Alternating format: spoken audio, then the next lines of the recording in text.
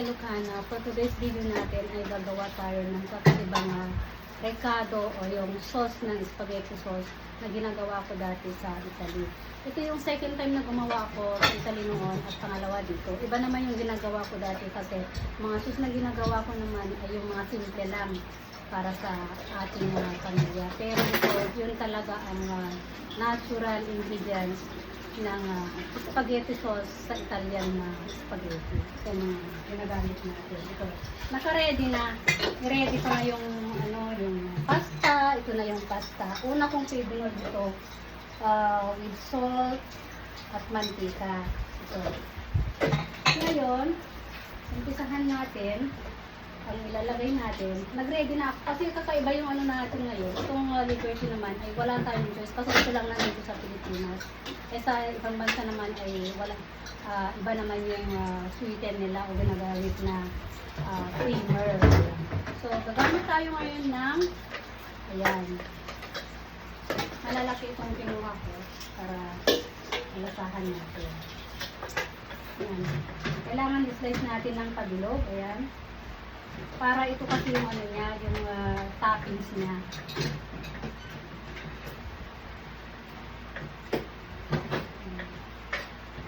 Ganito lang kasimple ang spaghetti sauce.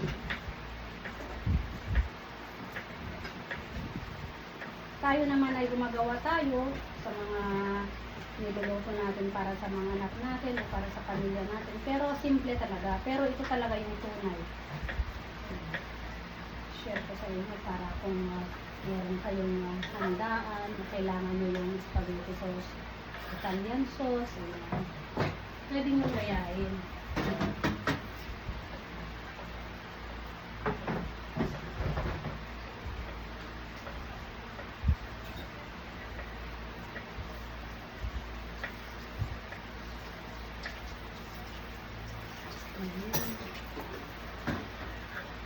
Limang piraso yata itong sinuha ko nga. Minsan ay yung pure na kamatis pa ang ginagamit namin. Kasi mas maasim talaga yung pure na kamatis. Pero dahil wala tayong ganung klaseng kamatis dito sa Pilipinas, ito yung binili natin. Isang Italian style spaghetti sauce, saka Italian style na pasta sauce.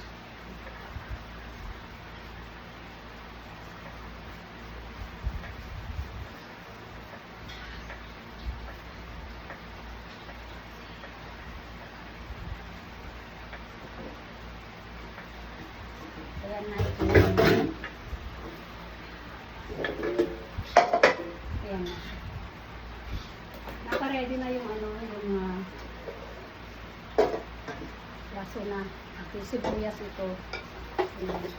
Ito na yung bawang. Ayan. So, kailangan natin buksan itong natin. Yung sweeten.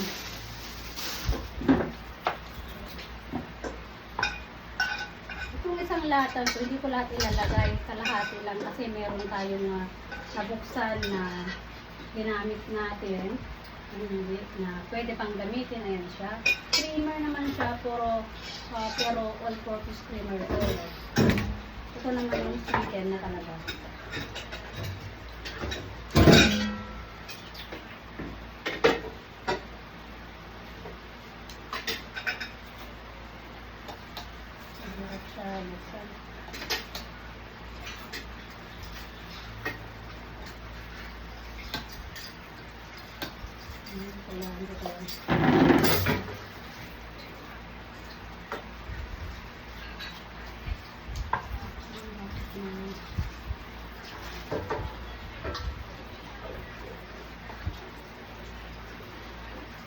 Ayan.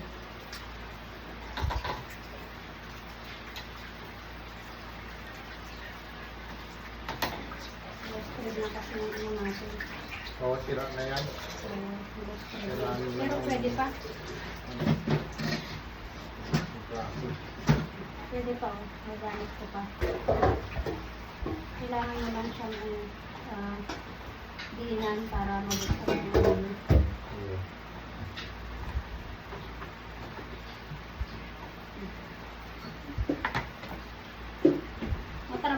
ang paggawa ng ganitong sauce. Kasi marami kang kailangan. Hindi naman masarap kung kulang talaga yung ingredients mo. At ngayon, pupunta tayo ngayon sa ginawa ko. Ayan. Pinabrown ko kasi yung ayan, natitinan itong super duper na kusina ko. Ayan. Ayan. Tatapas natin yan. Ayan, para makita natin. Ayan siya. Ayan. Ito na yung lalagyan na natin. Ganyan, nasa brown na yata siya. Sobra na yata ng brown. Para makita, yan siya. Hirap naman itong ayan, yan. Hindi natin ilapit kasi ano yung natin, camera natin. Ayan, i-adjust muna natin. Ayan na, ito yung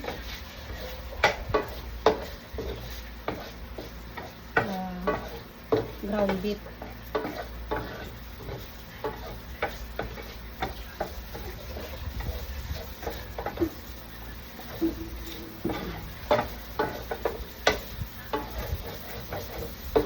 Ito nilagay kong ground beef niya ay half kilo.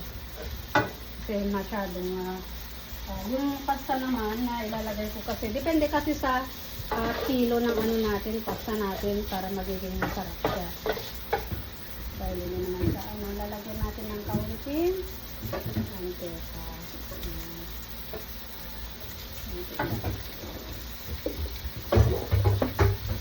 Pag natin hindi tayo maglalagay ng maraming mantika dyan kasi itong beef na to ay marami siyang kaunti lang. Kanya lang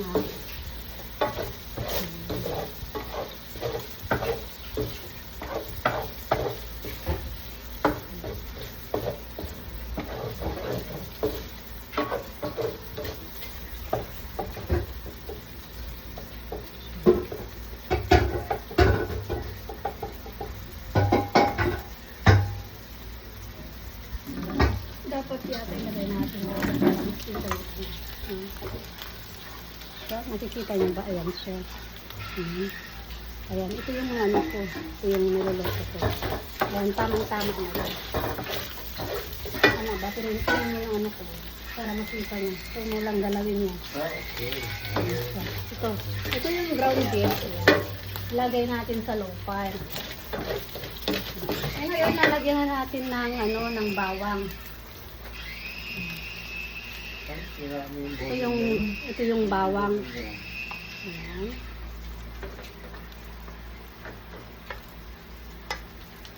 Siya.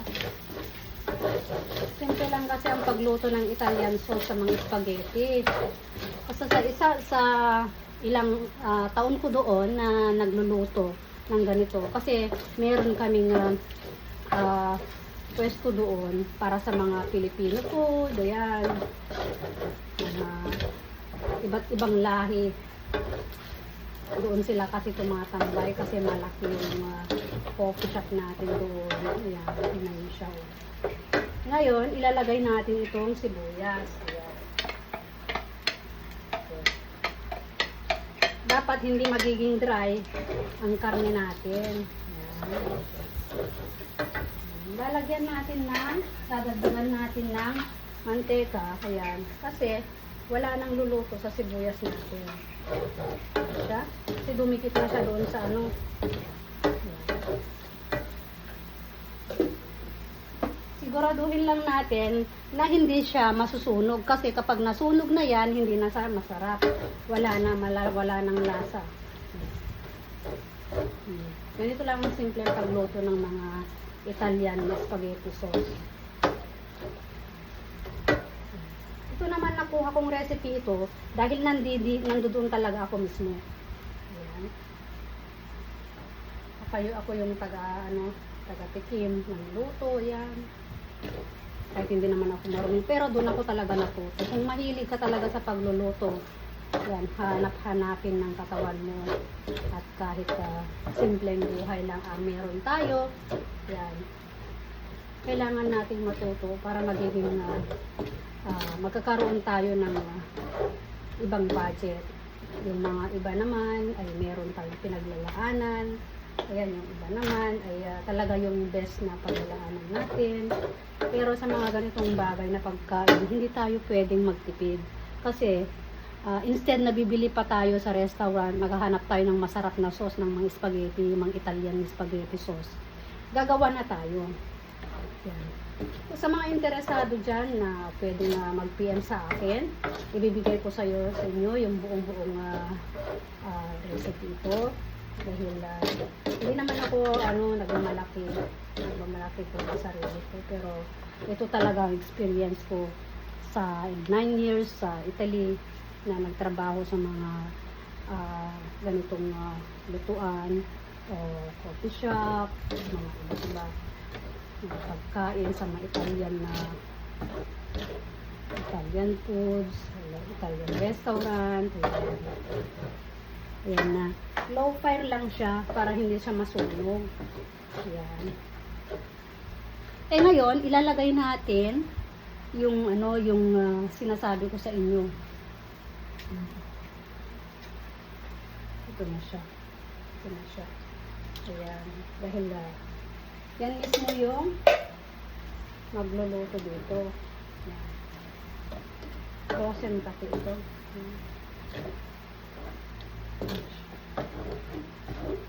Yan siya. Hindi mo na ilagay? Wala. Kaya muna, magpahinga muna yan para mamaya anong gawin ito. Napagod na, magdamag kasi yan. Ito na siya. Ayan na. At, ayan siya. Ganun siya, o. Ganyan. Ngayon, isusunod natin yung hotdog. Gumagamit kami sa Italy ng hotdog. Ayan. Ayan siya. Kailangan lang natin lutuin ng 2 minutes yan. Kasi binoil ko na yan eh. Naboil na yan. Ayan. Naboil ko na yan. Ayan siya. Kailan natin lakasan yung apoy. Ayan. Ayan. Ayan. Ayan na. At tatingnan natin yung yung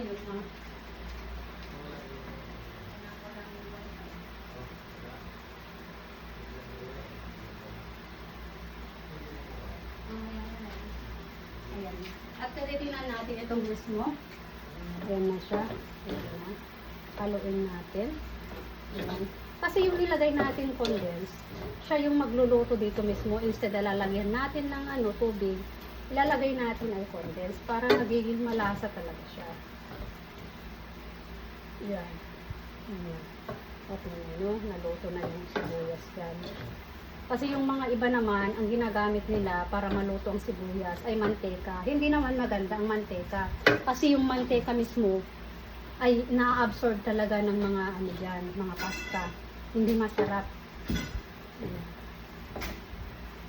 Ngayon, ang ilalagay natin ay sweeten na ito. Dito, kasi ito lang meron sa atin sa Pilipinas. Ayan siya. Pampatamis to. Hindi lahat ay ilalagay natin. Titingnan lang natin kung magiging malasa siya. Ayan.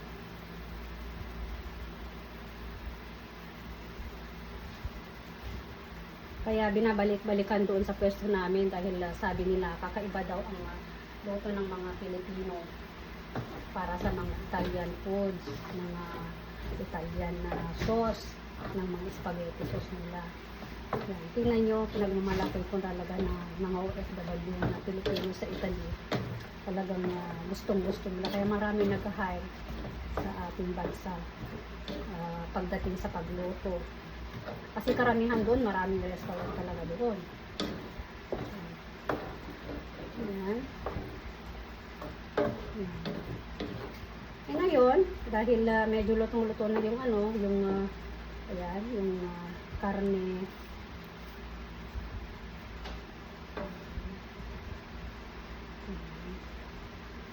Ilalagay natin yung sauce natin. Hindi ito yung sauce natin.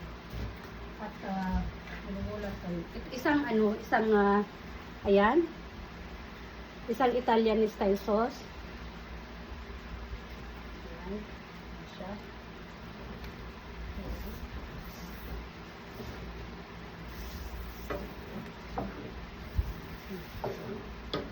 Very creamy talaga. Ayan. Higain natin to, sayang. Marami pa siyang laman.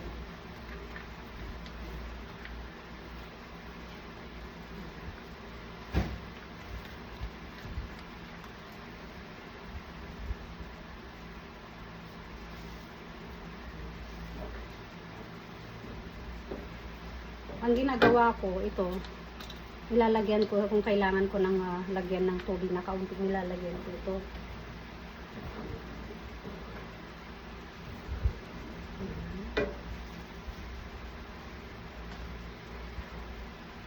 Tapos meron pa siyang Italian style spaghetti sauce.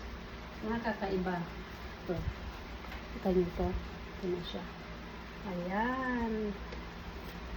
Ayan na siya.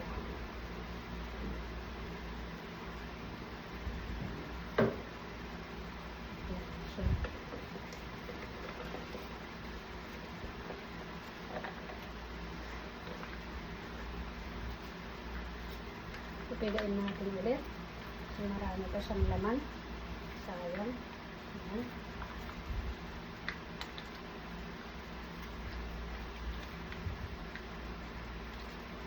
Sayang.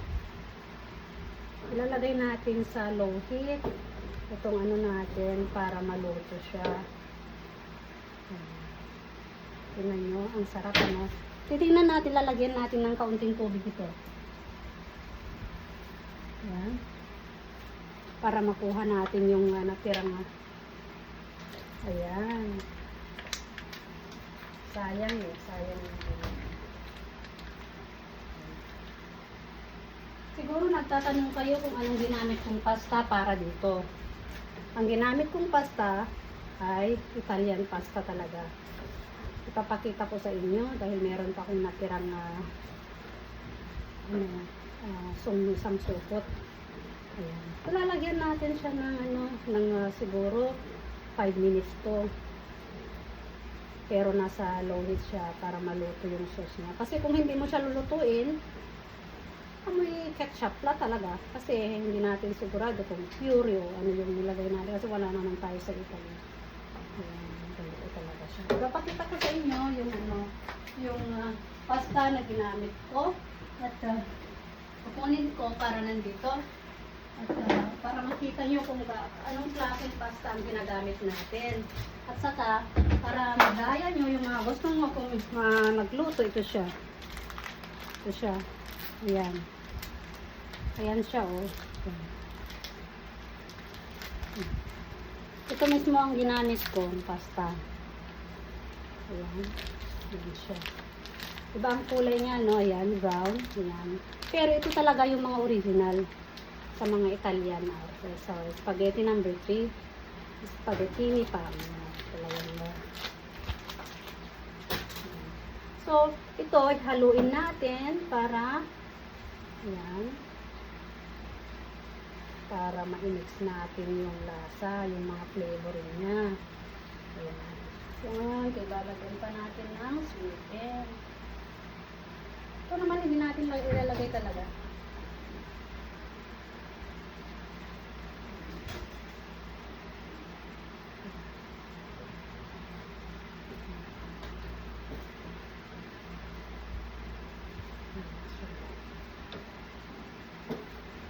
Yan siya. Maganda na ang itsura niya. Ayan siya.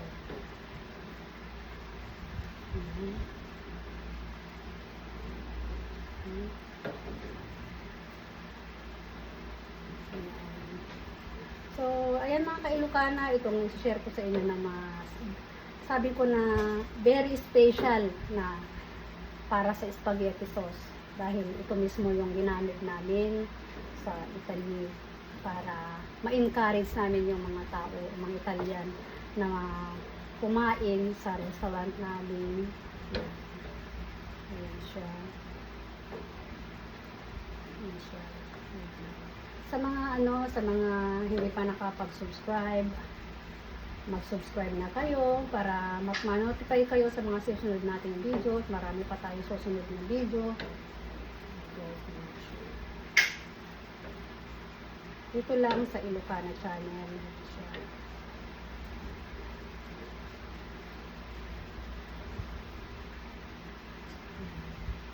So, tingnan natin kung ano ito, kayang-kaya na na. Ayan.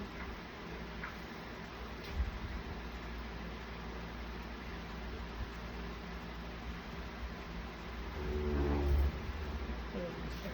So, tingnan natin. Pakuha tayo ng isang kutsarita at para malasahan natin.